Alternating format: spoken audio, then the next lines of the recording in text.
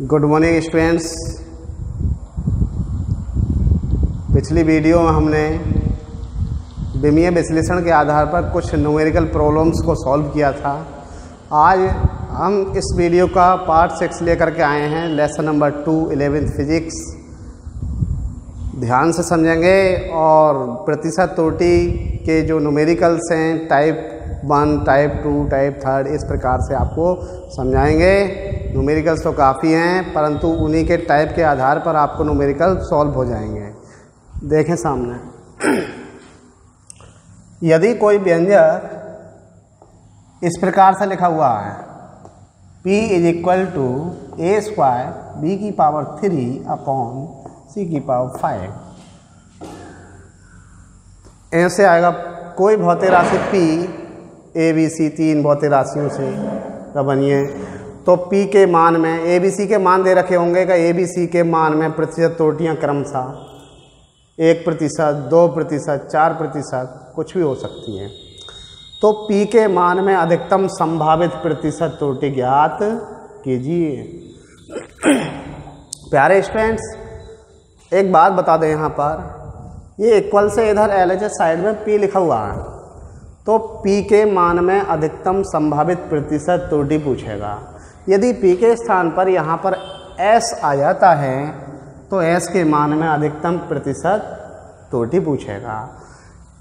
अर्थात LHS side में जो सिंगल वेरिएबल लिखा हुआ है तो उसी के मान में अधिकतम संभावित प्रतिशत त्रुटि न्यूमेरिकल्स में पूछेगा। तो इसे डायरेक्टली अगर हम P के मान में अधिकतम संभावित प्रतिशत त्रुटि अगर लिखें तो ये आती है डेल्टा P/P। अधिकतम के लिए मोड लगा देते हैं स्टूडेंट्स, मैक्सिमम प्रतिशत की बात कर रहे हैं तो 100% इस प्रकार से लिख देंगे।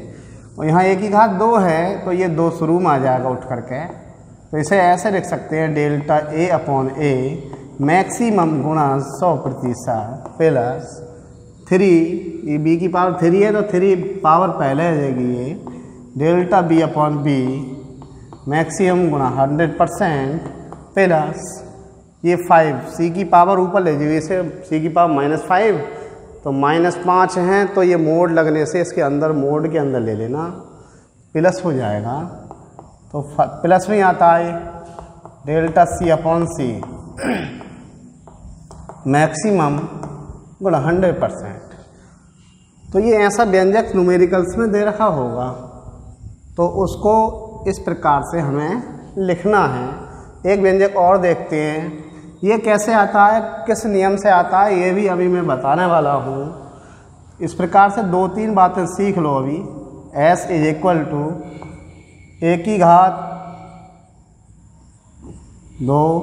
P⁻6 और √C। अंडर का मान कितना होता है 1/2। अगर हम ऐसे व्यंजक दे रखा होगा कोई न्यूमेरिकल में तो इसे S के मान में अधिकतम संभावित प्रतिशत त्रुटि पूछेगा। तो इसे लिखने का कैसा तरीका है समझ लें।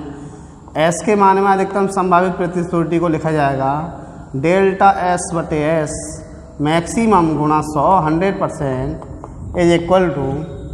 ये स्क्वायर है, 1/2 है तो 2 शुरू में आ जाएगा, तो डेल्टा A/A 100% प्लस ऐसे 6 आ जाएगा पहले ये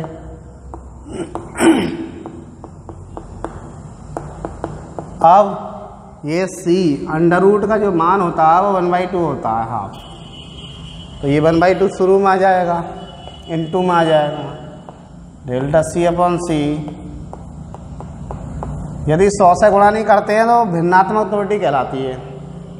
तो इस प्रकार से हम प्रतिशत त्रुटि के सवाल यहाँ से लेकर चल रहे हैं। बहरहाल पॉइंटों वाले सवाल हैं, दशमलव वाले, वो मैंने अभी सिखाए नहीं, इसके बाद में सिखाऊंगा।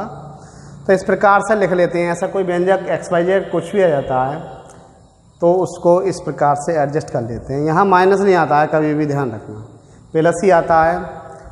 और ये जो वैल्यू आई है निकल करके, उस वैल्यू थोड़ा लॉन्ग तरीका, वो मैं एक सूत्र को बता दे रहा हूँ कैसे आती है, आगे देखते हैं।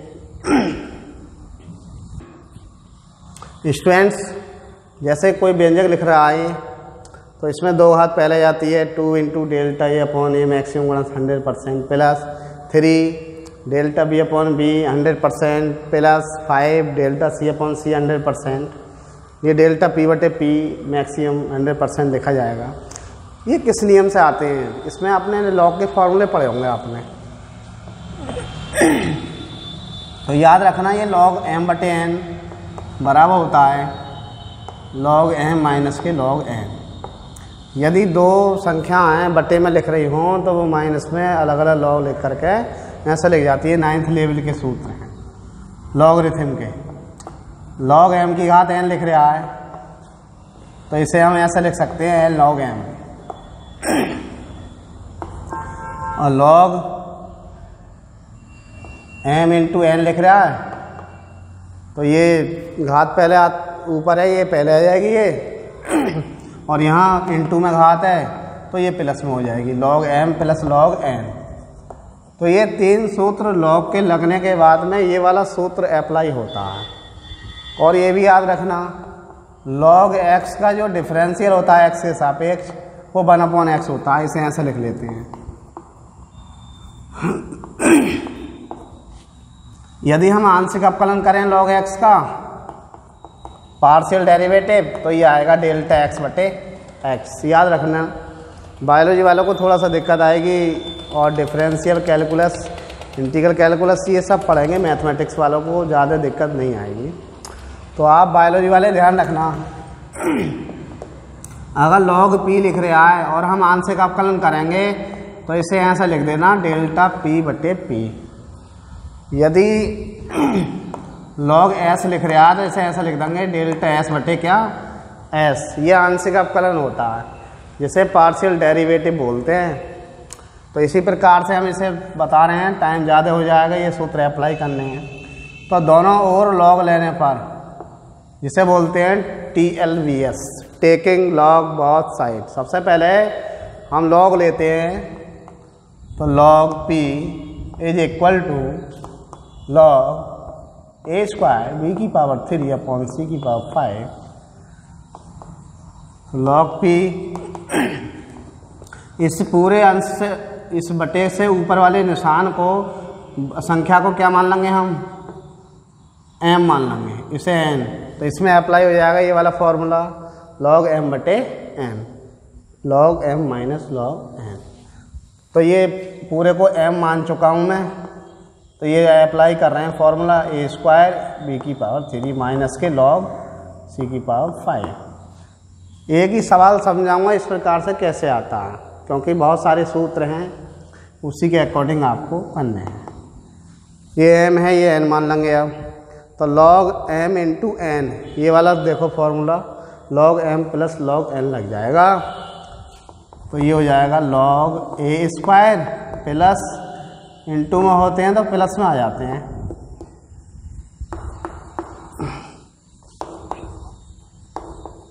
अब ये log के सब टोटल फार्मूले तीन जो हैं ये वो लगने हैं इनमें एक ही फार्मूले में। तो इसे देखो log ए स्क्वायर लिख रहा है ना स्टूडेंट्स, log ए स्क्वायर जो लिख रहा है वो इस वाले सूत्र से आप तुलना कर दें, कंपेयर कर दें। log m की पावर क्या n, तो ये आ जाएगा n log m। तो इसका मतलब n का मान कितना है भाई लोगों 2 और m का मान कितना है 1, तो ये हो जाएगा 2 log a। यानी कहना मतलब मेरा ये है जो घातें होती हैं वो इंटू में आ जाती हैं log के नियम से। 2 log a plus 3 log b minus के 5 log c log p। और स्टूडेंट वीडियो जरूर देखा करो, इससे बेस ज़्यादा क्लियर हो जाता है। ठीक है, PDF फाइल में से नोट्स तो आप बना लेते हैं, बहुत सुंदर लिख लेते हैं, परंतु इस दिमाग को सुंदर करने की भी आवश्यकता है प्यारे भैया बहनों। तो इसका आंशिक अवकलन करेंगे पार्शियल डेरिवेटिव बोथ साइड। आंशिक अवकलन करने पर दोनों ओर पार्शियली डेरिवेटिव बोथ साइड, इसे शॉर्ट में लिख रहा। तो अभी बताया था मैंने कि log p का जो आंशिक अवकलन होगा वो डेल्टा p बटे p होगा। तो यहाँ पर यही नियम अप्लाई कर दो ना, delta P upon P is equal to ऐसे ही, और delta A upon A plus 3 delta B upon B -5 delta C upon C. अब आपको पता चल रहा होगा धीरे धीरे फॉर्मूला जो मैंने डायरेक्टली 2 सूत्र 3 सूत्र अभी समझाए थे वो इस प्रकार से आते हैं। डायरेक्ट लिखना सीखना आप, तो ये सब बहुत बड़ा मेथड है, मैं बता ही रहा हूँ। अब है पी के मान में अधिकतम संभावित प्रतिशत त्रुटि। इसमें मैं बोल रहा हूँ अधिकतम तो मोड लगेगा, क्योंकि -2 का मोड भी +2 होता है और +2 का भी +2 होता है।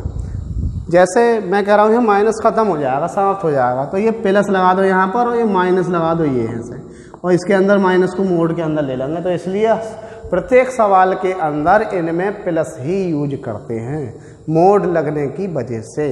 अब हम लिख रहे हैं, क्या लिख रहे हैं? पी के मान में अधिकतम संभावित प्रतिशत त्रुटि, possible error in the value of the P, अर्थात delta P upon P maximum गुणा 100%।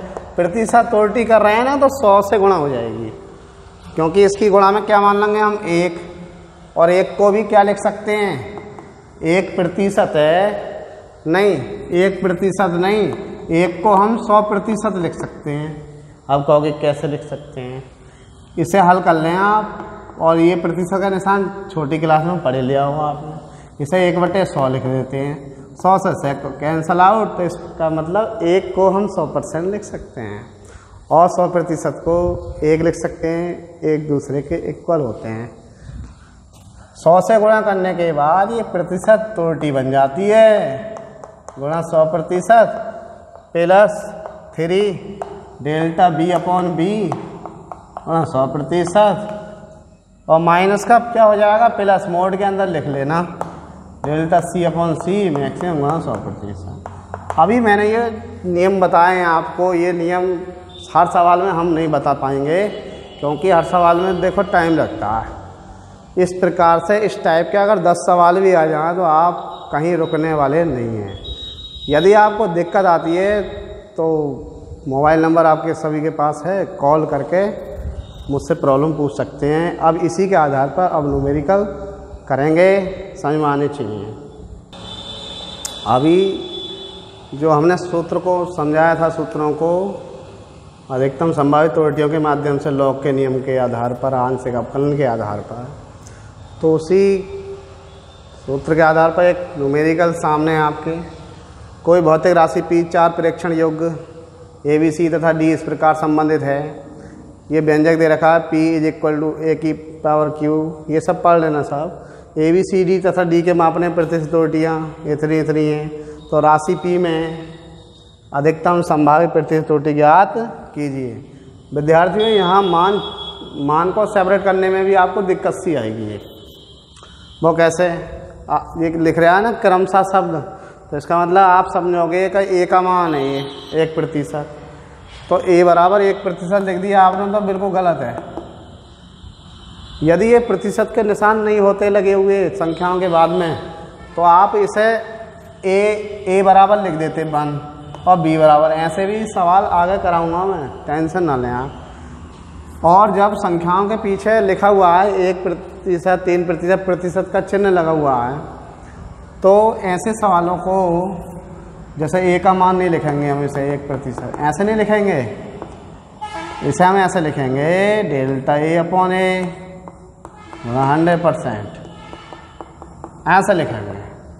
यदि कोई वैल्यू चाहे A की हो, चाहे B की हो, चाहे C की हो, चाहे D की हो, अगर वो प्रतिशत में लिखी हुई है तो आप A B C नहीं लिखोगे, आप लिखोगे A नहीं लिखोगे, डेल्टा A अपॉन A 100%, ये वैल्यू दे रखी है।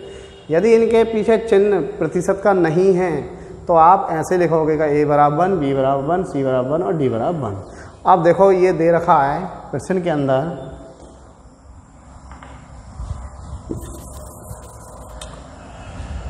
गिवन दैट दिया है ABCD के मापने में प्रतिशत त्रुटियाँ दे रखी हैं, delta A upon A maximum अधिकतम ये 1%। और बी के मापने में ये सवाल आप पे आ जाएंगे करने नहीं, तो इसे आप 5 मिनट लगा रहे हैं पहले सवाल को, तो आप ओनली 2 मिनट में सवाल कर देंगे 1 मिनट में। तो डेल्टा C अपॉन C, ये जो मान जो दे रखे हैं ना 1%, 3%, ये इनके वैल्यू यहाँ से % में से निकाल लिया मैंने, छांट लिए। तो डेल्टा D अपॉन D 2%, तो ये वैल्यू दे रखी है।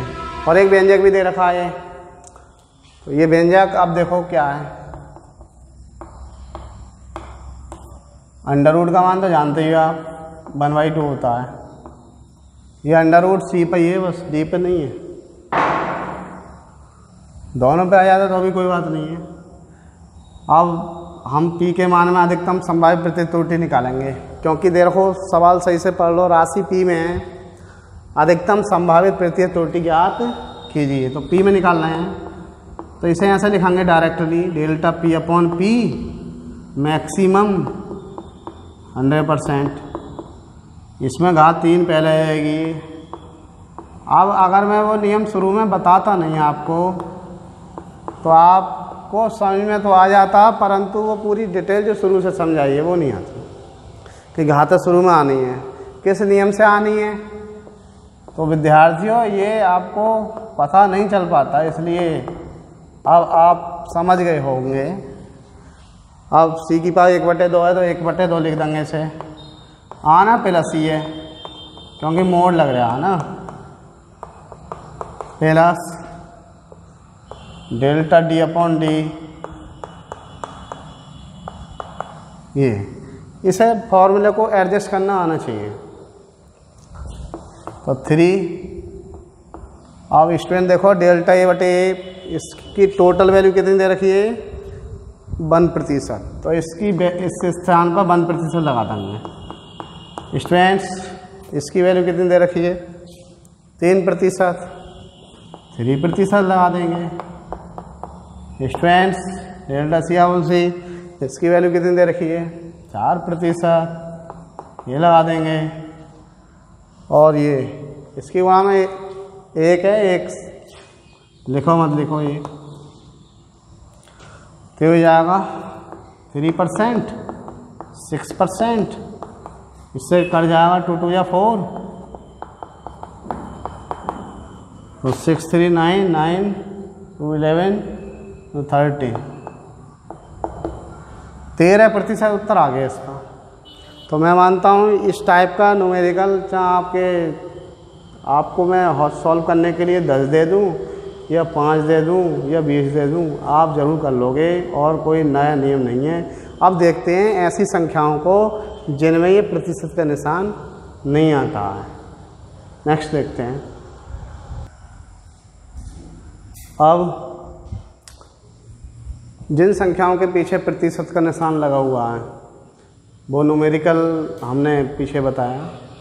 अब देखो ये भी प्रतिशत त्रुटि का सवाल है। परसेंट एरर का एक आयताकार गुटके के द्रव्यमान, लंबाई, चौड़ाई तथा मोटाई क्रमशः इतनी है।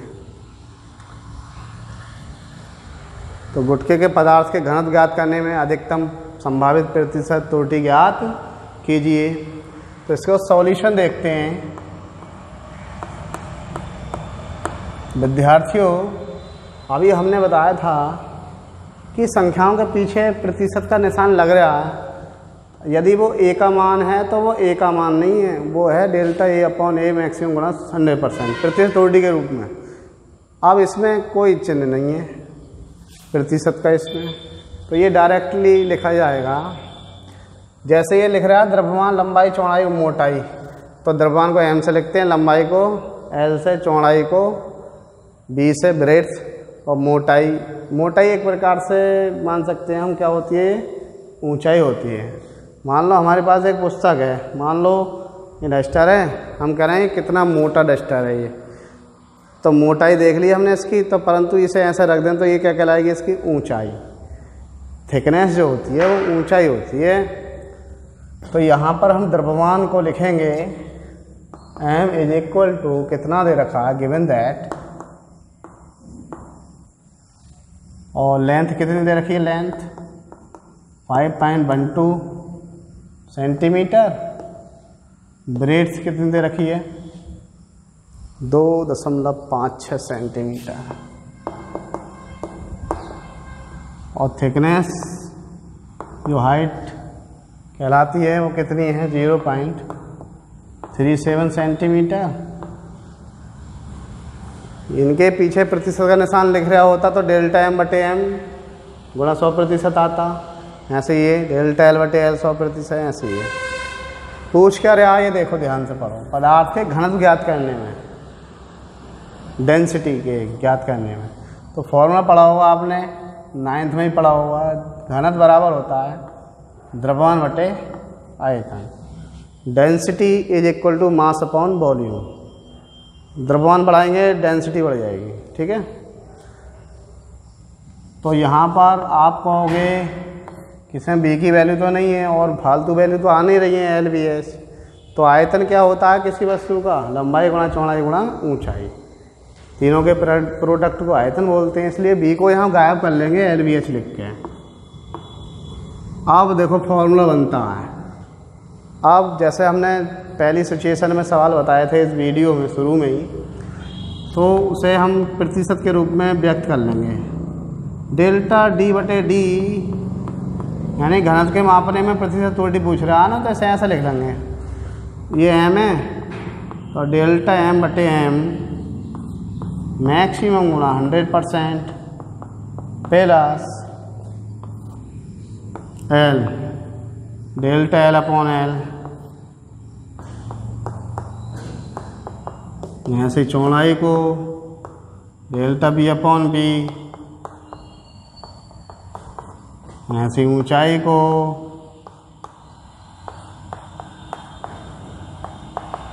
विद्यार्थियों, यहाँ मैं मानता हूँ आपको दिक्कत नहीं आई होगी, दिक्कत आती है तो आप कॉल कीजिए मुझे।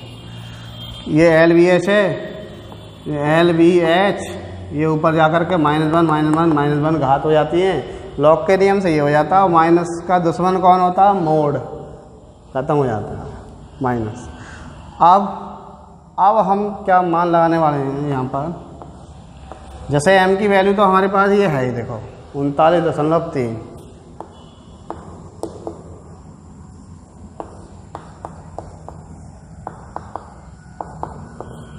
एल की वैल्यू लगा दी हमने कितनी है, 5.12,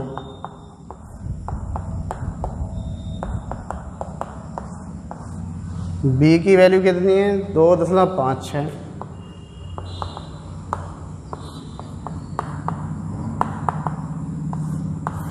एच की वैल्यू कितनी है, 0.37,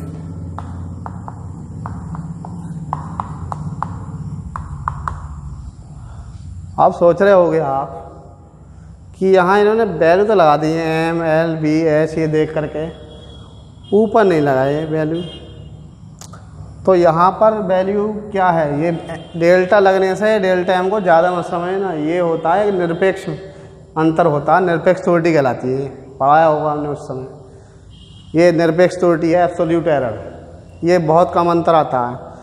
तो एक वर्नियर कैलिपर्स का प्रैक्टिकल है, कराऊंगा आपको, वीडियो बनाऊंगा इसके लिए आपको। तो वर्नियर कैलिपर्स में क्या होता है, जो 1 मिलीमीटर जो निशान होता है ना बना हुआ स्केल पे, ये तो उसका भी 10वां भाग नाप सकते हैं हम उसका, तो उसकी जो लीस्ट काउंट होती है तो 0.1 होती है मिलीमीटर में, अगर सेंटीमीटर में देखें तो इस प्रकार से अगर ये लिख रहा है 39.3, तो इसे लिख देंगे 0.1, हो गए कैसे, यहाँ 0.2 के बाद लग रहा है तो इसे ऐसे लिख देंगे 0.01, ये लिस्ट काउंट लिख रहा हूँ इसकी, और यहाँ भी 2 के बाद है तो 0.01, 0.10 मत लिख देना, 0.01। एक बार और बता दूँ, यदि कोई संख्या फॉर एग्जाम्पल के तौर पे ऐसा लिख रही है बटे में 5.376, तो इसे की जो लिस्ट काउंट है हम ऊपर इसी के अकॉर्डिंग लिखेंगे, 0.001 लिखेंगे। यदि दे रखी है लिस्ट काउंट सवाल में तो वही लगाएंगे, और नहीं दे रखी है तो ये लगाएंगे, तो ये 1 2 3 1 2 3 इस प्रकार से सॉल्व कर लेते हैं। यदि 4 संख्या तो एक 0 और आ जाता है इसके आगे ही। समझ में आ रही बात? जैसे यहाँ एक पॉइंट जो है 0.1, यहाँ पॉइंट 2 स्थान बाद है 0.01, यहाँ सब में 2 स्थान बाद है तो यही आएगा 0.01। ठीक है, यहाँ पर पॉइंट से पॉइंट क्या हो जाएगा, कैंसल आउट।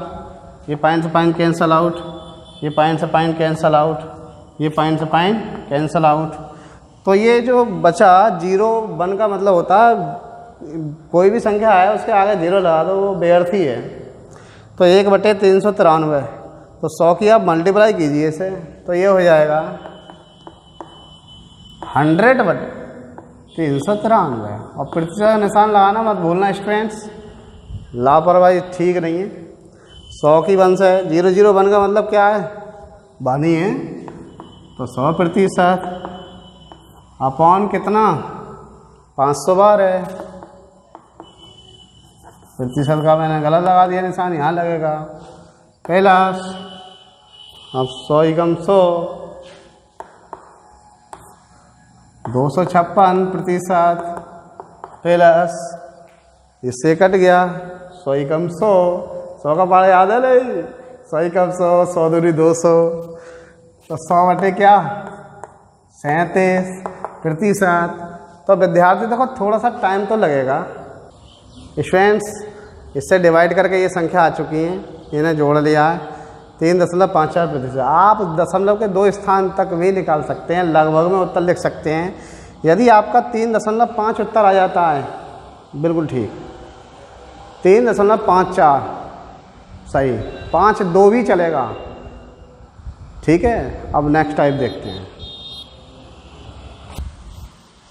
अभी आपने प्रतिशत त्रुटि के सवाल किए, उसमें क्योंकि चैप्टर 2 है इसमें विभिन्न विश्लेषण का भी एक इस टाइप का न्यूमेरिकल्स मुझे कराना समझाना आपको। न्यूटन को डायन में परिवर्तित कीजिए, जबकि न्यूटन एमकेएस पद्धति में बल का मात्रक है तथा डायन सीजीएस पद्धति में। पद्धतियाँ तो आपने पढ़ी होंगी, पढ़ाई होंगी, इस समय ध्यान रखी होंगी आपने। तो इसमें क्या होता है, इस सवालों में, ऐसे सवालों में ये देखना पड़ता है। जैसे ये न्यूटन लिख रहा है तो न्यूटन सोचिए किसका मात्रक है, बल का मात्रक है। और बल की विमा क्या निकाली थी हमने, F बराबर एम ए के अकॉर्डिंग ml T⁻²। तो विद्यार्थियों को कहने मतलब मेरा ये है, ऐसे सवालों में, ऐसे न्यूमेरिकल्स में जो वैल्यू दे रखी होती है उसे n1 से लिख देते हैं आंकिक वैल्यू को, और प्रत्येक सवाल के अंदर ऐसे सवालों में n2 निकालना होता है।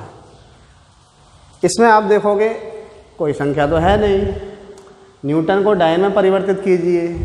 आप कहोगे कितने न्यूटन, तो न्यूटन की गुणा में आप 1 मान सकते हैं, 1 न्यूटन। कितने न्यूटन, 1 न्यूटन, तो n1 कितना है 1 न्यूटन। तो इसमें सवाल में प्रत्येक सवाल के अंदर बता रहा हूँ इस प्रकार के, यदि कोई संख्या दे रखी है तो उसे आप n1 से लिख लें और n2 प्रत्येक सवाल में निकालना पड़ता है। अब जैसे हमने बताया न्यूटन है, न्यूटन की विमा, न्यूटन क्या होता है, बल की विमा होती है ml T⁻²। तो इसे सूत्र बनाने का तरीका देखें। जैसे बल की विमा ये आती है ml T⁻², तो इसे 2 बार लिख लें ऐसे, ml T⁻² बराबर में भी ml T⁻²। तो इनके आधार में क्या लिख देंगे हम 1 1 1, इनके आधार में क्या लिख देंगे 2 2 2, और इसकी गुणा में क्या मान लेंगे n1 और इसकी गुणा में क्या मान लेंगे n2। फॉर एग्जाम्पल यदि आप वेग दे रखा है मीटर प्रति सेकंड में और सेंटीमीटर प्रति सेकंड में बनाना है, यानी n1 का मान दे रखा है 1 मीटर पर सेकंड और n2 का मान हमें प्राप्त करना है इन सीजीएस सिस्टम में। तो वेग, जब वेग आया वेग, तो वेग बराबर होता है विस्थापन बटे समय। इसकी विमा आती है वेग की LT-1, तो LT-1 लिख दिया 2 बार, तो इसकी गुणा में n1 मान लिया और इसकी गुणा में क्या मान लिया n2। इसके आधार में 1 1 और इसके आधार में क्या 2 2 और N2 हमें निकालना होता है। तो N1 ये पूरी टोटल इसके बटे में पहुँच जाएगी। तो सेपरेट कर लेंगे इसे, L1 के बटे में L2 और T1 के बटे में T2, क्योंकि घातें क्या हैं इनकी एक हैं, ऐसे लगा सकते हैं। तो विद्यार्थियों कोई भी एक विमा उसमें देख लो किसकी विमा निकालनी है हमें, उसके बाद उसी विमाओं के आधार पर वो सूत्र प्रत्येक सवाल में डिफरेंट तरीके से बनाए जा सकते हैं। कोई एक सूत्र फिक्स नहीं है प्रत्येक न्यूमेरिकल में इसमें। तो ये ऐसे बल लेकर चले हम ml/-2, तो यहाँ से N2 निकालेंगे हम, तो ये टोटल इसके बटे में पहुँचा दीजिए। तो ये N1 ऑलरेडी है ही, और M1 के बटे में क्या जाएगा M2, और इधर L1 के बटे में ये पहुंच जाएगा L2, और T1 के बटे में क्या पहुंच जाएगा T2। तो विद्यार्थी यहाँ तक आप इतना कार्य तो ज़रूर कर लेना। तो इस प्रकार से फॉर्मूला बनाएंगे आप, उसके मात्रक को देखते हुए वो मात्रक भौतिक राशि को देखना है। जैसे ये न्यूटन है, न्यूटन बल है, बल एक भौतिक राशि है, व्युत्पन्न राशि है, उसकी विमा निकाल करके इसके फॉर्मूले को यहाँ तक बढ़ाना है। बात ये आती है कि इनके मान हम कैसे लगाएं। जैसे हम बड़ी राशि को छोटी राशि बनाते हैं तो मल्टीप्लाई करते हैं। कैसे? जैसे 1 किलोग्राम है, 1 किलोग्राम को ग्राम में चेंज करवा रहा है, तो 1 किलोग्राम में ग्राम कितने होते हैं 1000 ग्राम। 1 किलोग्राम में बराबर 1000 ग्राम। अगर ऐसे आता 2 किलोग्राम तो 2000 ग्राम, 2 गुणा 1000, 3 किलोग्राम 3 गुणा 1000। यदि सवाल में आ जाए CGS से MKS में बनाना, तो मैं पूछूंगा आपसे 1 ग्राम में। अब तो पूछ रहा हूँ 1 किलोग्राम में 1000 ग्राम होते हैं, बता रहे हैं आप। 2 किलोग्राम में 2000 ग्राम। अगर हम पूछने लगें 1 ग्राम में कितने किलोग्राम, तो आप क्या करोगे, ये वाला 1000 इसके बटे में ले जाओगे। तो आप बताना जरूर, ये मत कहना कि ग्राम में तो किलोग्राम बनेंगे ही नहीं। तो 1 ग्राम में 1/1000। तो यहाँ पर हम देखते हैं MKS सिस्टम क्या है, ये बड़ी पद्धति है, और CGS क्या है इसकी छोटी पद्धति है। तो बड़ी से जब हम छोटी बना रहे हैं तो गुणा करेंगे। और ध्यान रखना, ये मास है, मास मानी द्रव्यमान, M1/M2 में 1000 से काउंटिंग करते हैं, 1000 से, क्योंकि मास द्रव्यमान होता है 1000। या तो 1/1000 आएगा ऐसी पोजीशन में, या 1000/1 आएगा। यहाँ पर तो हम ये लिखने वाले हैं, N1 तो बनिए, यहाँ हम 1000/1 लिखेंगे। क्यों लिख रहे हैं बताओ? क्योंकि यहाँ बड़ी राशि MKS है और CGS में बना रहे हैं हम, आइए समझ में। और यहाँ लंबाई है, लंबाई सेंटीमीटर में लिखेंगे, तो यहाँ 1 मीटर में 100 सेंटीमीटर होते हैं, 100 से 100/1 आएगा, या इसमें 1/100 आएगा। इसमें तो 100/1 ही आएगा, और इसमें 1/1 लिखेंगे। जानते कैसे हैं आप? MKS system, CGS system, S4 second, प्रत्येक पद्धति के अंदर समय का मात्रा सेकंड होता है। यदि वो कहेगा मिनट में बनाओ, किलो घंटे में बनाओ, तो वो चेंज कर लेंगे इसके अकॉर्डिंग, परंतु नहीं कह रहा तो 1/1 ही लिखेंगे। तो यहाँ पर 10⁻³ घात हो जाएगी, इसकी घात 2, और 1/1 है, इसे कैसे सॉल्व कर लो, कुछ भी घात हो 1 की, यही आएगा। तो 10⁵ डाइन। तो स्टूडेंट्स इस प्रकार से बहुत सारे सवाल हम कर सकते हैं। 1 न्यूटन में जो है 10⁵ डाइन होते हैं वास्तव में, रियली। ऐसे ही बहुत सारे सवाल हैं। 1 जूल में कितने अर्घ होते हैं, 1 जूल में 10⁵7 अर्घ होते हैं, ये करके देखना आप, ठीक है। और स्टूडेंट्स इसी के साथ ही ये चैप्टर 2 लगभग समाप्ति की ओर है। और कोई प्रॉब्लम हो आपको तो कॉल करना, पहले वीडियो देखनी है, उसके बाद PDF नोट्स से, नोट्स बड़े सुंदर सुंदर राइटिंग में बनाने हैं। स्टडी करते रहना, ये कोरोना काल चल रहा है, पढ़ाई ज़्यादा प्रभावित तो है ही, परंतु ऐसे अपने तरफ से सोचना कि पढ़ाई गड़बड़ चल रही है हमारी, इसलिए बहुत अच्छी तरीके से घर पर रहकर ही स्टडी करना, हम आपके साथ हैं।